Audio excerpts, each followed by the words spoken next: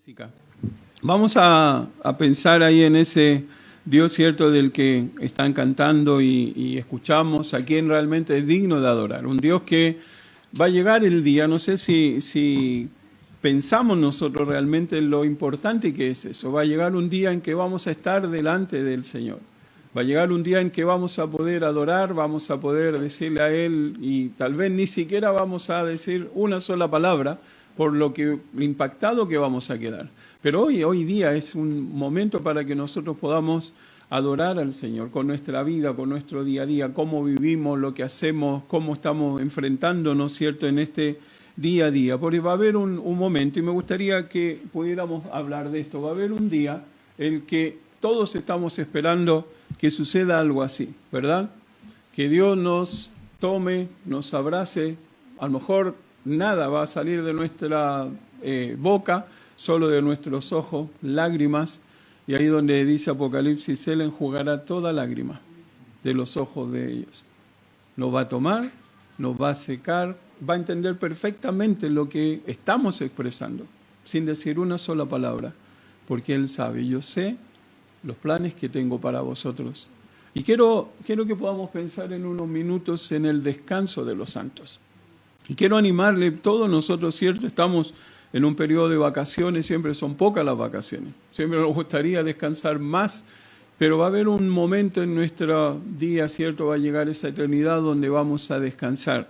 Y mire, vamos a ver ahí en el libro de Apocalipsis, curiosamente hoy día, pensando, ¿cierto?, en esto que quiero que podamos compartir. Busque ahí Apocalipsis capítulo 14. Vamos a ver ahí un par de versículos solamente para pensar en esta realidad.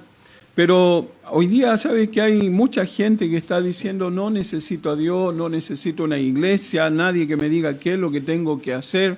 Y es tan increíble que fíjese esto, hay una agencia de noticias que reveló que más de 100.000 personas ahí en Gran Bretaña recientemente han descargado de internet unos certificados de desbautismo. ¿Puede creer eso? Dice, ya no quiero ni siquiera tener algo que ver con la iglesia en la cual yo estaba, me participé, cristianos haciendo eso, como una, dice, forma de renunciar a su fe cristiana. Este movimiento se está propagando y los certificados de desbautismo se están poniendo de moda en áreas predominantemente católicas en Gran Bretaña, España e Italia. Dice, cada mes más de 1.000 personas que fueron bautizadas de niños están haciendo fila, pagando el monto y sacando su certificado de desbautismo. En vez de acercarse y buscar realmente descansar en lo que Dios tiene, ¿sabe lo que ellos están haciendo? No quieren tener nada que ver con Dios, con una religión, con una iglesia. Mucha gente está viviendo así, cuando lo maravilloso que es para el creyente, el Hijo de Dios, es vivir una vida como la que Él quiere. Un verdadero creyente, ¿cierto?, es el que está viviendo este tipo de vida como un verdadero Hijo de Dios. Ahora mire, quiero que nos preguntemos dos cosas, vamos a pensar en esto. ¿Cómo es que la Biblia describe a una persona que realmente pertenece a Dios? ¿Cómo se describe al verdadero creyente? Y sabe que en la Biblia, en forma muy, muy especial, nosotros en la iglesia estamos estudiando todo el libro de Apocalipsis. Y terminamos justo en diciembre, paramos en el capítulo 14. Me llamó mucho la atención al estar estudiando. En este capítulo 14, increíblemente aparece esta descripción. Las personas, aquel que es un verdadero creyente, aquel que tiene y qué características o qué actitudes debe tener esta persona. Aparece ahí, ¿cierto?, aparecen estas descripciones claras de un cristianismo genuino. Aquí en el capítulo 14, en medio del contexto, fíjese dónde está, pues si nosotros vamos a pensar ahí en todo lo que viene antes del capítulo 14, vamos a encontrar la tribulación, cómo está viviendo, ya pasaron los sellos, las trompetas, falta todavía las copas, pero en medio de todo esto, Apocalipsis 14, aparecen estos 144.000, que las características de estos hombres son para que nosotros podamos vivir como ellos van a vivir en este mundo. Habla de personas santas separadas del mundo, alejadas de toda la contaminación, pero también está mostrando lo importante y son los últimos momentos que está mostrando el capítulo 14 de la predicación del Evangelio. Aparece ahí desde el versículo 6 en adelante, aparece un ángel, ¿cierto?, que está predicando el Evangelio eterno. Un ángel que aparece ahí, sale y predica el Evangelio eterno, el verdadero Evangelio, el único Evangelio que conocemos.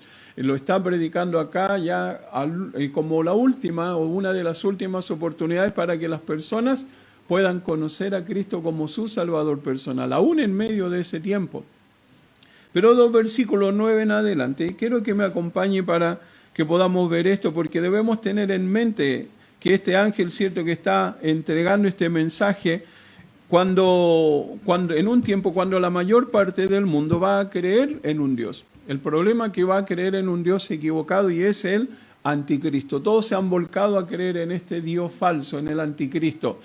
Y mire como dice ahí el versículo 9 en adelante, porque el ángel que aparece acá no tiene nada bueno que decirles. Él está diciendo lo que viene para cada persona sin Cristo es condenación eterna. No hay ninguna otra opción, por eso que es importante que ustedes puedan volverse a Dios. Ahora mire cómo dice ahí versículo 9 al 13, vamos a leer para entender un poco ahí el contexto y luego vamos a pensar en 12 y 13. Mire cómo dice el versículo 9. Y el tercer ángel lo siguió, dice, diciendo a gran voz, si alguno adora a la bestia y a su imagen y recibe la marca en su frente o en su mano, él también beberá del vino de la ira de Dios que ha sido vaciado puro en el cáliz de su ira, y será atormentado con fuego y azufre delante de los santos ángeles y del Cordero. Y el humo de su tormento sube por los siglos de los siglos, y no tienen reposo de día ni de noche los que adoran a la bestia y a su imagen, ni nadie que reciba la marca de su nombre. Aquí está la paciencia de los santos, los que guardan los mandamientos de Dios y la fe de Jesús. Versículo 13 dice, oí una voz que desde el cielo me decía, escribe, bienaventurado de aquí en adelante los muertos que mueren en el Señor. Sí, dice el Espíritu, descansarán de sus trabajos, porque sus obras con ellos siguen. Vamos a orar y pedir a Dios que habla a nuestro corazón y luego vamos a pensar ahí en estos pasajes. Señor, queremos agradecer por la posibilidad que tenemos de abrir tu palabra, todavía con libertad.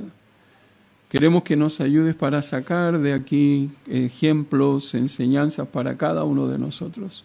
Necesitamos oír tu voz y necesitamos entender tu palabra y que podamos ponerla en nuestro corazón y que podamos aplicarla a nuestra vida, en nuestro día a día. Ayúdanos, Señor, para mirarnos en el espejo de ella y ver qué es lo que nos falta, qué cosas tenemos que seguir fortaleciendo, por cuáles cosas tenemos que agradecer, porque estamos viviendo de acuerdo a cómo nos están mostrando. Guíanos, Señor, y habla a nuestro corazón. En Cristo Jesús. Amén. Mira ahí entre el versículo 11 y el versículo 13. Hay un contraste muy grande, porque está diciendo ahí el versículo 11, está hablando y dice, y el humo de su tormento sube por los siglos de los siglos, y no tienen reposo ni de noche ni de día. ¿Quiénes? Aquellos que adoran a la bestia, y aquellos que se quisieron marcar y siguieron a este Dios, ¿cierto?, el anticristo. Pero mire qué hermoso el versículo 13, porque el versículo 13 dice, bienaventurados de aquí en adelante los muertos que mueren en el Señor, sí, dice el Espíritu, descansarán de sus trabajos. Los que sin Cristo, esta es la realidad para este mundo hoy día, no van a tener reposo ni de día ni de noche. Pero aquellos que vamos a morir en Cristo, tenemos a Cristo en nuestro corazón, tal cual como estas personas que está mostrando Juan en un futuro, vamos a tener descanso.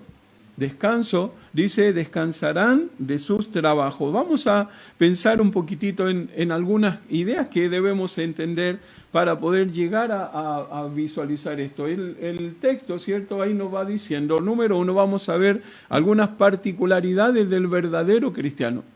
El verdadero cristiano que muestra ahí, está hablando, ¿no es cierto?, el versículo 12. Mire cómo dice el versículo 12, aquí está la paciencia de los santos, los que guardan los mandamientos de Dios y la fe de Jesús. Estamos hablando de personas y no debemos pasar por alto que en medio de estos anuncios de juicio para el mundo hay palabras de aliento para los creyentes. Para esos creyentes en ese momento, pensando, ¿cierto?, en el texto, en el contexto que está hablando, a mantenerse firmes en medio de esas persecuciones, de los padecimientos que le va a tocar vivir aquel que va a decidir ser un cristiano. Por causa del anticristo y el gobierno van a sufrir este tipo de persecuciones. Estos creyentes, ¿cierto?, que están mostrando ahí, está hablando de ese tiempo final. A eso se refiere ahí este versículo. Pero este versículo también, estos pasajes nos van a dar un ejemplo a nosotros para cómo debemos vivir. Miren el versículo 12, nos da estas tres particularidades de estos cristianos que nosotros debemos tomar como ejemplo y como un espejo mirando y decir, ¿estoy viviendo realmente así, siendo un hijo de Dios? ¿Estoy viviendo de esta forma?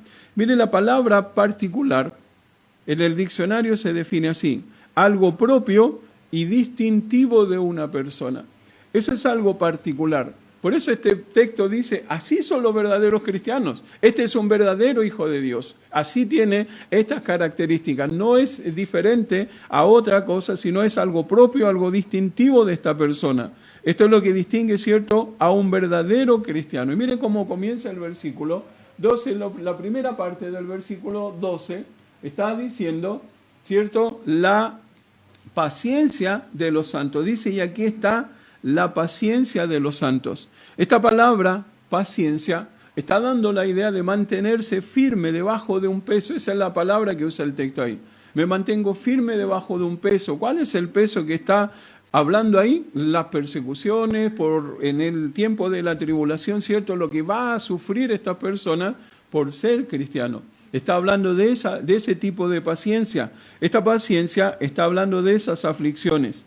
Hay algunas ideas, ¿cierto?, que nos muestra esto. Mire, estos verdaderos creyentes se mantienen firmes con capacidad para aguantar bajo el peso de la prueba. No va a ser fácil ser un creyente en ese tiempo. No es fácil para nosotros ser un creyente hoy día. Estuvimos la semana pasada predicando ahí en el campamento de Tierra Alta. Y los jovencitos, varios de ellos, hablábamos con ellos y decían ahí en el tiempo de consejería, no es fácil ser un creyente. Nunca va a ser fácil ser un hijo de Dios. Imagínense lo que va a ser para estas personas en ese tiempo. Pero estas personas están en esta condición, están ellos firmes con capacidad para aguantar bajo el peso de la prueba, que en ese tiempo va a ser algo totalmente fuerte, pesado para ellos. También el texto nos dice que esta paciencia se verá en aquellos que son calificados como santos. Se está hablando de creyentes. Al creyente se le nombra como santo ahí en toda la palabra de Dios. Estos son quienes han sido salvos por gracia y fíjese ahí, deciden vivir como apartados del mundo para Dios. Esa es la característica que está mostrando ahí.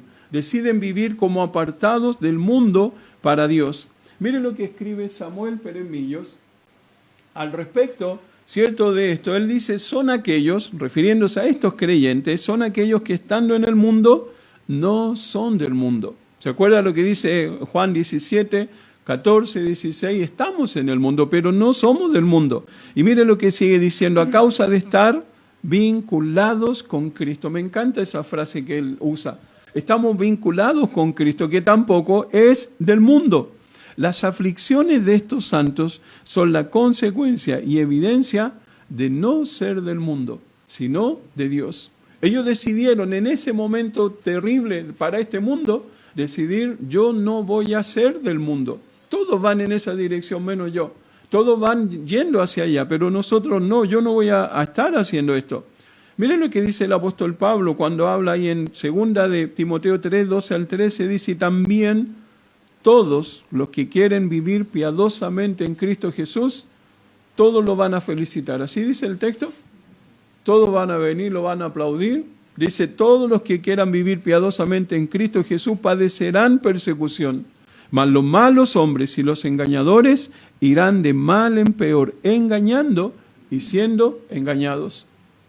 Va a ser peor para este tipo de personas. El versículo está hablando Pablo ahí porque todo el contexto está hablando de todo lo que a él le pasó, todo lo que él vivió. ¿Por qué? Por identificarse con Cristo y no con este mundo.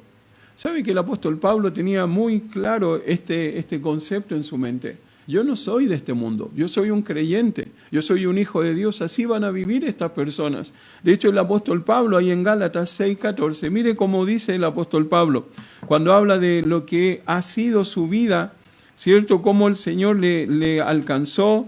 Y mire estas palabras que utiliza el apóstol Pablo ahí escribiendo, dice, pero lejos, Gálatas 6:14, pero lejos esté de mí gloriarme, sino en la cruz de nuestro Señor Jesucristo. ¿Por quién? Dice, el mundo me es crucificado a mí y yo al mundo. El mundo no existe para mí, pero no solo el mundo no existe para mí, yo no existo para el mundo, eso es lo que Pablo está diciendo. Estas personas que está describiendo ahí el pasaje en Apocalipsis tenían esto en mente, pareciera que ellos tenían estos versículos memorizados ahí en su corazón. Estaban guardados ahí, pero dice, yo no soy del mundo, el mundo me es crucificado a mí, dice el apóstol Pablo, y yo al mundo. No me atrae el mundo, no me llama la atención el mundo, ni sé nada de este mundo. ¿Por qué? Porque yo ya he muerto al mundo. Y podemos pensar y ver muchas características, ¿cierto?, que nos hablan de esto. Estos hombres, estas personas que aparecen aquí en Apocalipsis, son este tipo de personas. Pero mira una segunda idea que nos da la característica de estas personas, estas particularidades. Está hablando que son obedientes. No solo son personas que soportan esta prueba porque son hijos de Dios, no se asocian al mundo, no se identifican con el mundo, sino con Dios, no importa lo que cueste. En el caso de ellos, ¿cierto?, es la muerte. Esa es su sentencia por ser hijo de Dios. Pero también estas personas, aparece el pasaje ahí, el versículo, la parte B dice, los que guardan los mandamientos de Dios. Y guardar ahí sabemos que no es que los tomo y los dejo ahí guardaditos, están aquí los mandamientos, nadie los toca, sino se refiere a obedecer. Obediencia, esa es la palabra que está usando cuando hablamos de guardar los mandamientos. Esta idea de guardar los mandamientos no es otra cosa, ¿cierto?, que obedecer a Dios. Y lo encontramos nosotros en toda la Biblia. Mira algunos versículos de esta idea. Levítico 22:31. Acompáñenme a ver ahí Levítico 22, versículo 31.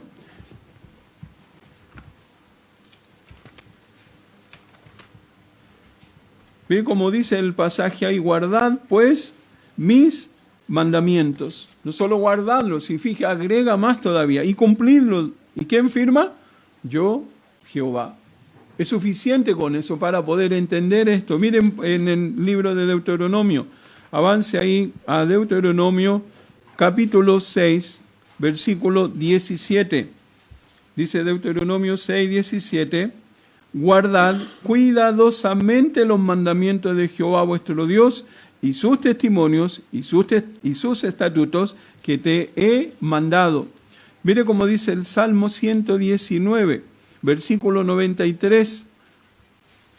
Este concepto, esta idea de obediencia está en toda la palabra de Dios. El Salmo 119, versículo 93, dice, nunca, jamás me olvidaré de tus mandamientos, porque ellos me han vivificado. El salmista decía, nunca jamás me olvidaré de tus mandamientos. Y debemos nosotros ir recordando eso, guardando en nuestro corazón estas ideas, porque esta es la vida del creyente. El verdadero creyente vive así, en obediencia. Él es el que va a soportar con paciencia, pero también el que vive en obediencia. Mire cómo dice Eclesiastés 12, versículo 13, terminando el libro de Eclesiastés, capítulo 12, versículo 13, dice, el fin de todo el discurso oído es este: teme a Dios y guarda sus mandamientos. Teme a Dios y guarda sus mandamientos. El apóstol Juan, el mismo apóstol Juan que escribió Apocalipsis, lo registra también lo que dice el Señor Jesucristo en Juan 14, 21. Mire cómo dice Juan 14, 21. El que tiene mis mandamientos y los guarda, ese es el que me ama. El que tiene mis mandamientos y los guarda, ese es el que me ama, y el que me ama será amado por mi Padre, y yo le amaré y me manifestaré a él. Mire qué importante es entender esto. Estos hombres habían entendido, entendían y estaban viviendo en este mundo tan difícil, pero estaban siendo obedientes a lo que Dios quería. Y tal vez ninguno de nosotros va a tener que sufrir como estas personas van a sufrir. Pero ¿cuánto nos cuesta obedecer lo que Dios nos está demandando? ¿Cuán difícil se nos vuelve obedecer un mandamiento de Dios? Mire, cuando pensamos en esto, en otras palabras, lo que está diciendo es cierto que el creyente genuino es el que guarda los mandamientos de Dios. Este creyente, es cierto, esto es precisamente lo que hace todo aquel que ha entregado su corazón a Cristo y comienza una nueva vida. Todos nosotros, si hemos entregado nuestro corazón a Cristo, nuestra obligación, nuestro deber, nuestra labor es guardar los mandamientos de Dios. El apóstol Pedro dice que el que es llamado por Dios para salvación es capacitado por el Espíritu para obediencia. Si usted ve ahí el pasaje en Primera de Pedro, está hablando de esta verdad. Dios nos capacita, el Espíritu Santo nos capacita para obedecer porque es lo que Dios quiere que hagamos en nuestro día a día, en nuestra vida. Necesitamos nosotros ver y entender que esto es lo que debemos hacer. Ahora mire, fíjese en esto. El apóstol Pablo, busque ahí Primera Tesalonicenses capítulo 1, versículo 9, versículo 10. Este pasaje, ¿cierto?, donde muestra lo que es la obra de Dios ahí en la vida de estos hermanos en Tesalónica. El apóstol Pablo resalta precisamente esto, la obediencia de ellos. Mire cómo dice versículo 9 y versículo 10. Porque ellos mismos cuentan de nosotros la manera en que nos recibisteis y cómo os convertisteis de los ídolos a Dios para servir al Dios vivo y verdadero. Y esperar de los cielos a su Hijo, el cual resucitó de los muertos, a Jesús, quien nos libra de la ira venidera. Fíjese, ahí está diciendo, porque ellos mismos, ¿quiénes son ellos mismos? Son las personas que está describiendo en el versículo 8, partiendo de a vosotros ha sido divulgada la palabra del Señor, no solo en Macedonia y Acaya, sino que dice, en todo lugar vuestra fe en Dios se ha extendido. Toda la gente que estaba conociendo a los tesalonicenses, ¿sabe lo que estaba diciendo? Estaban siendo impactadas por la obediencia de ellos. Estas personas eran personas que vivían idolatrando, vivían en los ídolos. Usted ve eso en Hechos capítulo 17. Pero ¿sabe lo que estaban haciendo? Dios transformó su vida y se convirtieron, dejaron, se volvieron y comenzaron a obedecer a Dios. Eso es lo que está mencionando ahí el apóstol Pablo. Y esto quiere decir que los mandamientos de Dios deben ser nuestro deseo. Los mandamientos de Dios que vemos ahí en la palabra de Dios deben ser nuestro deseo.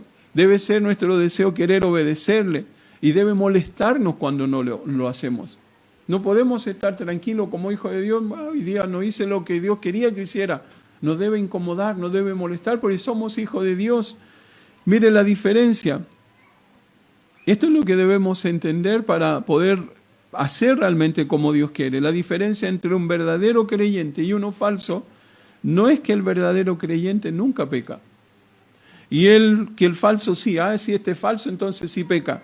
La diferencia es que aunque ambos pecan, ¿sabe lo que pasa con el creyente genuino? Se inquieta, sufre, le duele el haber pecado y no hacer lo que Dios dice que está haciendo. Esa es la gran diferencia. Esta persona cuando lo hace se aflige por su pecaminosidad, le duele haber fracasado, le entristece haber dañado su comunión con Dios. Ese es un creyente obediente, es un creyente que quiere guardar los mandamientos de Dios. Se da cuenta, reacciona y dice, Señor, estoy haciendo mal y vuelvo de nuevo a tener esa comunión contigo. Una persona escribe esto y dice, si esta fuera nuestra situación hoy día, somos creyentes obedientes. Pensemos de esta manera, dice, si hoy te arrestaran por ser cristiano. Y él pregunta, ¿habría suficiente evidencia como para sentenciarte? Si nos arrestaran por ser cristianos, ¿habría suficiente evidencia para que nos sentenciaran por ser cristianos? ¿Eso sabe de qué habla? De cuán obedientes estamos siendo a los mandamientos de Dios. Otra persona escribió de la diferencia entre los santos verdaderos y los que dicen ser santos. Aquí el pasaje está diciendo y describiendo a santos, que son personas verdaderas, que aguantan con paciencia, que están obedeciendo. Por ejemplo, dice, los santos se comportan de cierto modo porque aman a Dios. Los hipócritas se comportan de cierto modo porque quieren que otros crean que aman a Dios. Los santos se preocupan por complacer a Dios de adentro hacia afuera. Los hipócritas se preocupan por cómo son percibidos por los demás. ¿Se irán a dar cuenta que no soy realmente? Los santos se dan sin reservas a Dios y son pacientes con los demás que aún están en proceso. Los hipócritas esperan más de otros de lo que están dispuestos a dar de sí mismos. Los santos basan sus convicciones en el estándar de la palabra de Dios. Los hipócritas exaltan las preferencias personales y las tradiciones humanas a una posición igual o mayor que la autoridad de la palabra de Dios. Y una última, los santos son reales. Los hipócritas fingen, los hipócritas hacen creer cosas que no hacen, abstenerse de cosas que hacen, amar cosas que odian y odiar cosas que aman. Fingen hacer todas esas cosas. Un santo, como describe acá, es muy diferente y se evidencia. Eso es lo que Juan está describiendo. Está diciendo, estos hombres son pacientes, estos hombres son obedientes, están guardando los mandamientos. Y Juan está viendo a estas personas en ese momento. Juan los está viendo, el Señor les mostró a lo que está viendo y dice, esto es un verdadero cristiano. Ahora, Juan escribió mucho de eso. Se ve primera de Juan, segunda de Juan, tercera de Juan, hablando de lo que es un verdadero cristiano. Y tal vez dice, este es el mejor ejemplo para lo que es un verdadero cristiano. Un verdadero cristiano tiene estas características y nos debemos preguntar nosotros sinceramente, ¿nos vemos en alguna de estas declaraciones que describen a los hipócritas? Si es así, es porque algo nos falta de guardar los mandamientos de Dios. El apóstol, cierto, Juan está describiendo esta característica, la paciencia de los santos, la obediencia de los santos, pero mire una característica más o una particularidad más, la fe de los santos. Termina diciendo el versículo 12, dice, y la fe de Jesús. Eso es lo que dice la última parte, pero la frase que aparece ahí en el texto original, en realidad se puede entender como la fidelidad al Señor. Está hablando de la fidelidad de estas personas al Señor. En el contexto que vemos nosotros ahí inmediato, significa que estos santos han rehusado poner su fe en el anticristo. Ellos decidieron, no voy a creer, no voy a confiar, no me voy a marcar, y ni voy a hacer que mi vida sea identificada con esta persona, con el anticristo. Están hablando de personas fieles al Señor, en quien han creído. Han sido pacientes, son obedientes y quieren que su fidelidad sea evidente para las demás personas. Esta fe no es una creencia vaga, no es algo, mira, sino es algo activo, una lealtad verdadera, que implica todo lo que hemos estado viendo de ello. Una fe verdadera es una lealtad activa a la obra de Cristo en la cruz y al sacrificio de Cristo. Esto fue lo que está haciendo que nuestra vida hoy en día sea firme. Miren lo que dice Romanos capítulo 8, versículos 34 y 35. La fe de estas personas está firme en la obra de Cristo. No tienen ninguna duda de que pase lo que pase, ¿qué va a pasar con su vida? Van a estar y van a seguir en Cristo. Romanos capítulo 8, versículos 34 y 35. Así lo dice el apóstol Pablo. ¿Quién es el que condenará? Cristo es el que murió, más aún el que también resucitó, el que además está a la diestra de Dios, el que también intercede por nosotros. ¿Quién nos separará del amor de Cristo? ¿Tribulación, o angustia, o persecución, o hambre, o desnudez, o peligro, o espada? ¿Hay algo que nos va a separar del amor de Cristo? Nada. ¿Sabe por qué no entendemos tan bien estos pasajes? Porque no vivimos eso. Porque no nos toca ser perseguidos, no nos toca vivir así. Pero estas personas sí, y Pablo dice, no hay nada que nos separe, no importa lo que pase en nuestro día a día. Y hoy día, cuando tú te identificas como un creyente, puede que hayan situaciones que a los demás no les gustan. Y eso está bien porque te estás identificando, estás siendo fiel al Señor. Eso es lo que está diciendo, y estas personas tienen estas particularidades. Juan también está diciendo ahí en Apocalipsis, que este texto está hablando del creyente genuino, no cambia su fe. Este creyente genuino permanece como el objeto, Cristo permanece como el objeto de su fe para salvación hasta el final. Se aferra al Señor, él sabe que es salvo, es un hijo de Dios y no va a cambiar eso absolutamente por nada. ¿Podemos nosotros imaginarnos el desafío y el ánimo que será para estos santos de la tribulación escuchar estas palabras? Ellos dicen, estos son hombres así, hombres que viven de esta forma, han aceptado a Cristo, ellos están ahora viviendo días terribles, pero no van a ser ninguna ventaja para ellos ser cristianos en ese tiempo, al contrario, van a tener que sufrir como nadie. Ellos están, y esa es la diferencia tal vez, con muchos de nosotros. ¿Sabe que ellos están listos, estos santos están listos para morir por su fe? Ellos van a morir por su fe. Nada va a cambiar eso. Ellos han decidido eso, demostrarán su fe genuina porque están dispuestos, no estarán dispuestos a abandonar a Cristo como su Salvador y Señor. Nunca lo van a negar. No sé si conocen Mahmoud. ¿Te acuerdas de Mahmoud González? Un video de Mahmoud, un misionero que está ahí en la franja de Gaza. Un día encuentra a un pequeñito que era huérfano, un niño huérfano ahí en Palestina, un niño que cualquiera lo toma, abusan de él y pueden hacer lo que quieran con él. Y él encontró a uno de estos pequeñitos. Y lo primero que el chiquitito le dice, por favor no me viole. Y él le dice, yo no quiero hacer eso, yo te quiero ayudar, y se lo llevó a su casa. ¿Sabe que el niño tenía cicatrices de maltrato por todos lados?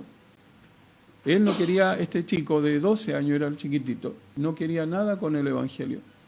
Decía yo, ¿cómo Dios puede existir? ¿Cómo puede haber un Dios así? Mire lo que yo he pasado, lo que he sufrido. Este misionero, Mahmoud, ganó el corazón de este niño, lo ganó para Cristo.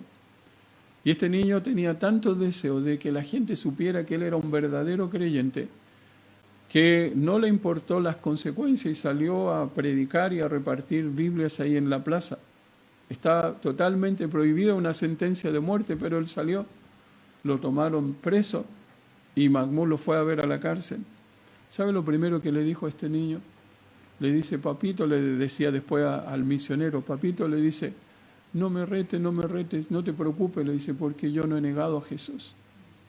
Un niño, no he negado a Jesús. Juan está hablando de este tipo de fidelidad. Y hoy día, ¿cuántas cosas tan pequeñas nos hacen vender nuestra fidelidad al Señor? A veces una persona, a veces algo oculto que nadie sabe, a veces algún desafío, esto es mejor que, y nos hace vender nuestra fidelidad al Señor. Dios quiere personas, y mire, Warren Wiersbe habla estas palabras tan lindas, dice la verdadera fe, si la verdadera fe bíblica es obediencia plena a la palabra de Dios a pesar de las circunstancias y consecuencias. Y a veces van a haber consecuencias que no queremos, pero estamos obedeciendo al Señor. Estamos siendo obedientes a lo que Él tiene y quiere para cada uno de nosotros. Miren esta historia de un humilde creyente ahí en los primeros días de la iglesia cristiana. Dice esta persona que lo llevan delante de los jueces y él le dice que no podía hacer nada, se paró firme en su fe, dice, no pueden hacer nada ustedes para que yo dude de mi fe. Yo soy un creyente, soy un cristiano, no importa lo que pase. Y el juez le pregunta, ¿tú crees de verdad que los que son como tú van a ir a Dios y a su gloria? Y mire la respuesta de este hombre, no es que me lo creo, lo sé. Estaba convencido en quién había creído. Y eso lo hacía vivir la vida, no importa lo que viniera. Lo sé y eso es suficiente. ¿Saben? Si agrandáramos la lista de Hebreos 11, personas como este hombre, como este jovencito, estarían también en la lista por su fe, por su fidelidad al Señor. Eso es lo que está diciendo el pasaje ahí en el versículo 12. Y la fe de Jesús, la fidelidad al Señor Jesucristo, la fidelidad a su Señor. Mire, si nosotros vemos precisamente ahí en Hebreos 11, usted va a encontrar una lista de personas, ¿cierto?, que están nombrados ahí, nos dan una demostración de lo que es la fe. Si quieres saber cómo se demuestra la fe, vea el capítulo 11 de Hebreos, léalo, reléalo, porque esa es la demostración de la fe, no solo la descripción de la fe, sino está la demostración de la fe real, porque ellos fueron pacientes, se mantuvieron firmes bajo las pruebas y demostraron su fe. Cada versículo ahí introduce a la vida de estos héroes, comienza así, por fe. Eso está diciendo que ellos demostraron su fe y además son mencionados una gran cantidad de verbos ahí que muestran lo que ellos evidenciaban de su fe. Por ejemplo, dice la fe que hace actuar es este tipo de fe, una fe que obtiene, una fe que ofrece, una fe que entiende, una fe que agrada, una fe que prepara, que obedece, que sale, que espera, que recibe, que abraza, que confiesa, que declara, que busca, que desea, que bendice, que adora, que menciona, que se niega, que escoge, que estima, que mira, que abandona, que teme, que soporta, que guarda, que pasa, que abarca, que obra, que detiene, que apaga, escapa y llega a ser. Todos esos verbos están en Hebreos 11. ¿Y sabe lo que está haciendo? Describiendo la fe. La fidelidad del creyente. Eso es lo que está describiendo. La verdadera fe en Jesús es aquella que yo soy capaz de demostrar. Esa fe que yo soy capaz de demostrar con mi vida y en mi vida. En todo lo que hago, en todo cómo vivo. Esa es la fe que los santos van a demostrar. Esta es la fe que está describiendo ahí. Alguien escribió esto. No permitas a nadie que te diga que la fe es un sentimiento, porque no lo es. La fe actúa, la fe obra, la fe abre el mar, la fe mueve montañas, la fe en Jesús se demuestra. Esa es la fe que vamos a ver y está describiendo aquí Juan. La pregunta es, ¿cómo es nuestra fe, nuestra fidelidad al Señor? ¿Cómo es nuestra fidelidad a Dios? Ahora sabe que hay resultados de vivir una vida así. Porque el pasaje no solo nos muestra las particularidades de los verdaderos cristianos, sino que nos muestra el versículo 13 las promesas para el verdadero cristiano. Y nosotros debemos vivir siendo pacientes ante todas las aflicciones, y eso va a evidenciar nuestro verdadero cristianismo. Vamos a ser obedientes, vamos a ser fieles, pero el versículo 13, mire cómo dice el pasaje. Dice el versículo, y oí una voz que desde el cielo me decía, escribe, bienaventurado de aquí en adelante los muertos que mueren en el Señor. Sí, dice el Espíritu, descansarán de sus trabajos porque sus obras con ellos siguen. Y mire cómo dice el pasaje. Lo primero es, se les promete dicha. Esa es la palabra bienaventurados, dichosos, ¿verdad? Bienaventurados, dice, de aquí en adelante, los muertos que mueren en el Señor. Acuérdense la diferencia, los que están sin Cristo van a sufrir eternamente, pero los muertos en el Señor van a ser bienaventurados. Y esta expresión corresponde precisamente a quienes parten de esta vida en comunión con Cristo como Salvador. Bienaventurado, aquí equivale a ser sumamente feliz o dichoso, en lo que sabemos y conocemos. Y esta bendición de dicha se refiere a esos creyentes que morirán a causa de la persecución del anticristo. Está refiriéndose a esas personas, son dichosos. No va a ser un resultado adverso. Puede haber para una persona una dicha más grande y tener esta promesa. Van a morir en Cristo, pero van a ser dichosos. Viene otra cosa que aparece en el pasaje. No solo se les promete dicha, se les promete descanso. Versículo 13 continúa diciendo para que descansen de su trabajo. Y todas las veces, cierto, que nosotros estamos cansados, agotados en lo que hacemos día a día, qué lindo es escuchar, descansen un ratito. Cuando estamos ya que no damos más, descansen un momento. O cuando estamos pasando por alguna situación difícil, alguna prueba en nuestra vida y sentimos, cierto, y usamos esta expresión, esto es un bálsamo para mí. ¿Sabe lo que es? Es un descanso.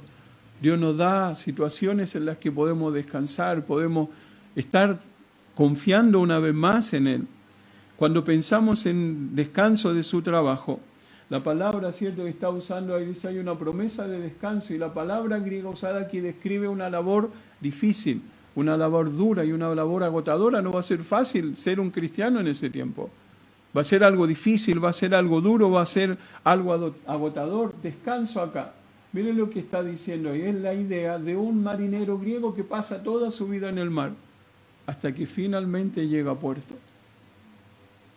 Y en ese transcurso, cierto, que está en el mar, hay tormentas, hay olas fuertes, hay momentos en que parece que el barco se va a hundir y llega a puerto. ¿Sabe lo que pasa en ese momento cuando llega a puerto?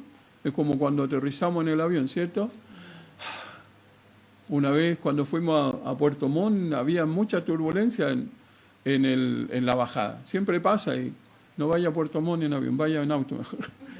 Pero sabe que es muy fuerte. Tanto que habían atrás una jovencita y una adolescente ahí que venían como familia. Y el avión aterriza, ya se calmó, y la niñita se escucha, una de las más chiquititas, ¡ay, estamos vivos! ¿Sabe que cuando pensamos nosotros en descanso, es eso lo que está diciendo ahí? Llegó a puerto el barco, y va a haber un día en que vamos a llegar al lugar que Dios tiene para nosotros. ¿Sabe lo que vamos a tener ahí? Descanso.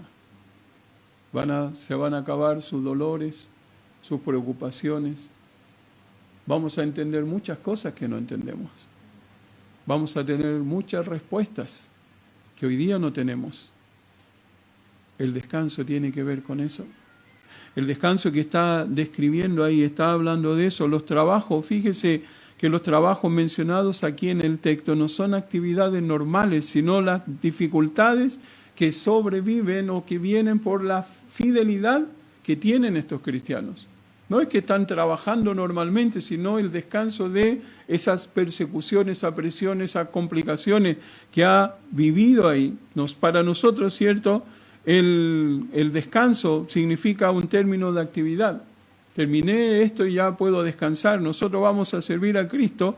No es para nosotros tampoco eso, porque vamos a seguir sirviendo al Señor en el milenio, en la eternidad. No vamos a estar libres de nada de servicio al Señor, pero vamos a llegar al lugar que Dios preparó para nosotros, donde vamos a tener toda la felicidad que Él ha prometido.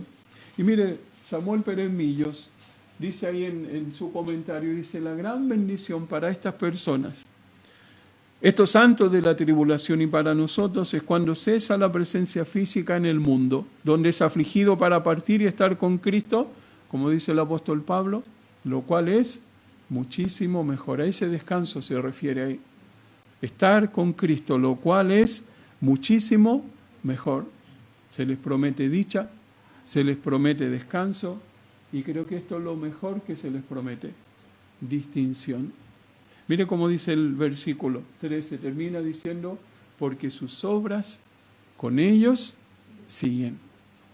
¿Sabe que no hay mayor distinción para un creyente que esto? No hay mayor distinción para un creyente saber que el descanso que recibe estas personas es una recompensa a las obras con que manifestaron su fidelidad al Señor. Eso es lo que van a recibir por sus obras, la recompensa por lo que ellos manifestaron, se mantuvieron fieles. Matthew Henry, en su comentario, dice sus obras, y miren lo que dice ahí, sus obras le siguen, así dice el pasaje, porque sus obras con ellos siguen, sus obras le siguen, no van adelante como un título de ellos, esto es todo lo que hice. Dice, o como adquisición, yo logré esto, hice un esfuerzo, así que esto es mío, me pertenece. Pero lo siguen, dice, como prueba de haber vivido y muerto para el Señor. El recuerdo de ellos será grato y la recompensa muy por encima de todos sus servicios y sufrimiento. Eso es lo que está describiendo ahí el pasaje. Podemos entender mejor tal vez este versículo cuando vemos esto, Hebreos 6:10, porque Dios no es injusto para olvidar vuestra obra y el trabajo de amor que habéis mostrado hacia su nombre, habiendo servido a los santos y sirviéndoles aún. Recuerde que el Señor Jesucristo dijo, si alguno me sirviere, mi Padre le honrará. El mundo nos puede aplaudir, pero solo Dios nos va a honrar. Puede buscar el aplauso del mundo, puede ser alguien para este mundo, pero más que eso no lo iba a dar el mundo. El Señor Jesucristo prometió que Él nos va a honrar. Esa es una distinción verdadera. Esa es la distinción que Dios quiere de nosotros. Y Dios quiere que podamos entender nosotros esa verdad. Mire, Francisco Lacueva habla y dice el texto, no dice que sus obras van por delante, como extinguiendo una recompensa al mérito. Ni tampoco dice que los siguen por detrás como si tuviesen que esperar a que Dios los juzgue, sino que los acompañan como una buena escolta. Sigue diciendo ahí el Francisco Lacueva, ciertamente lo único que nos acompaña hasta la otra vida es aquello con que hemos enriquecido nuestro carácter espiritual, oro, plata o piedras preciosas. ¿Se acuerdan lo que dice 1 Corintios 3:12? Eso es lo que vale, eso es lo que realmente vamos a llevar y decir, Señor, esto es lo que hice y ahí está mi distinción. La recompensa por lo que hemos hecho mientras estamos sirviendo a nuestro Señor. Le quiero preguntar para ir cerrando esto. Si hoy no muriéramos, ¿qué le gustaría que dijera su lápida? Por ejemplo, tenemos ahí la lápida de cada uno. ¿Fue fiel seguidor de Cristo? ¿Le gustaría que dijera eso? O que dijera, logró grandes y verdaderas amistades. Era una buena persona, logró grandes y verdaderas amistades. O sirvió a las personas. O tal vez nunca lo vimos yendo en contra de la palabra de Dios. ¿Qué diría nuestra lápida? ¿Qué nos gustaría poner ahí?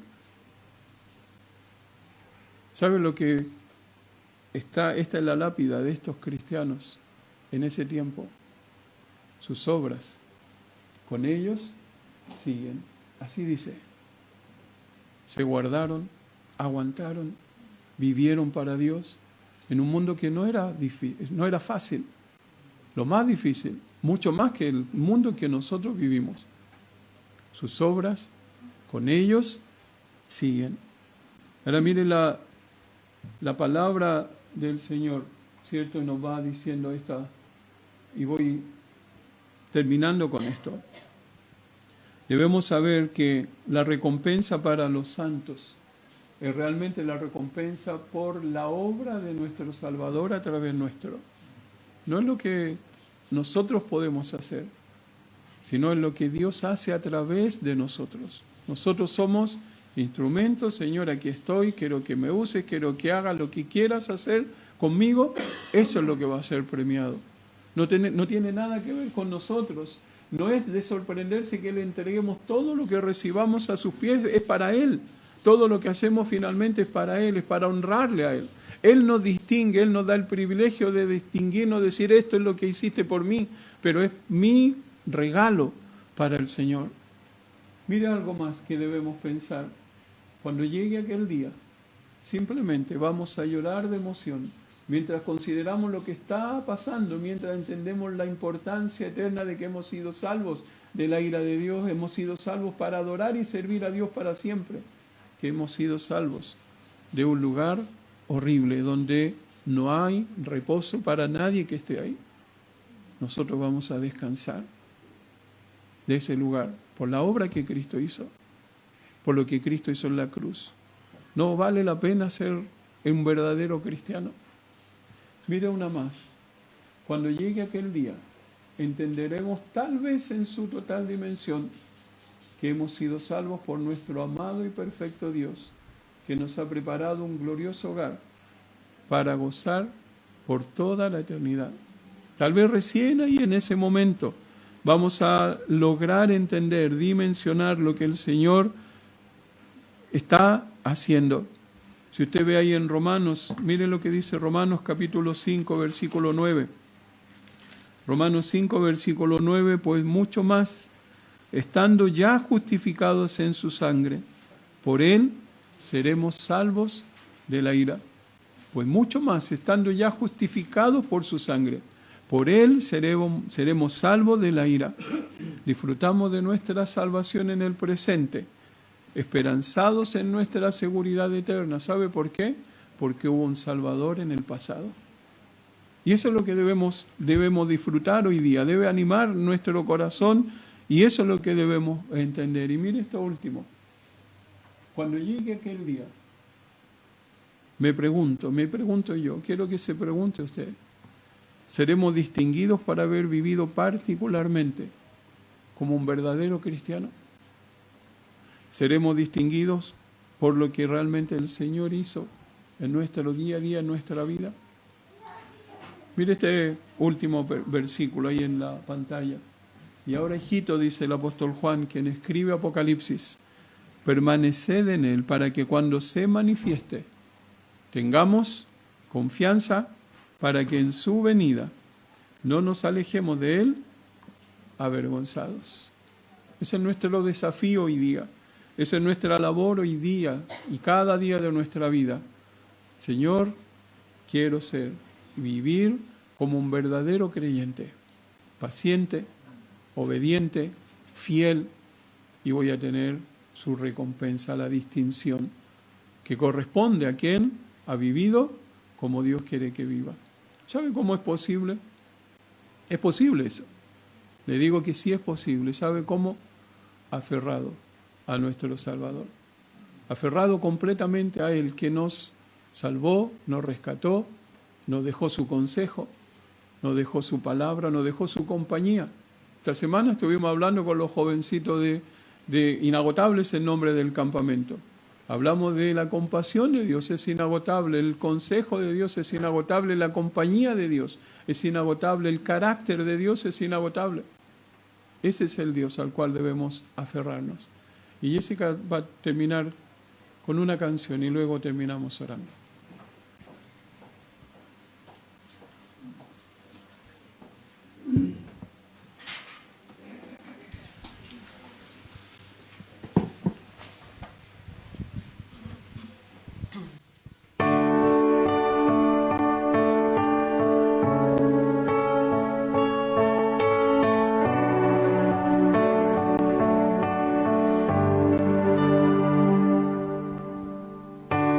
No sé cuánto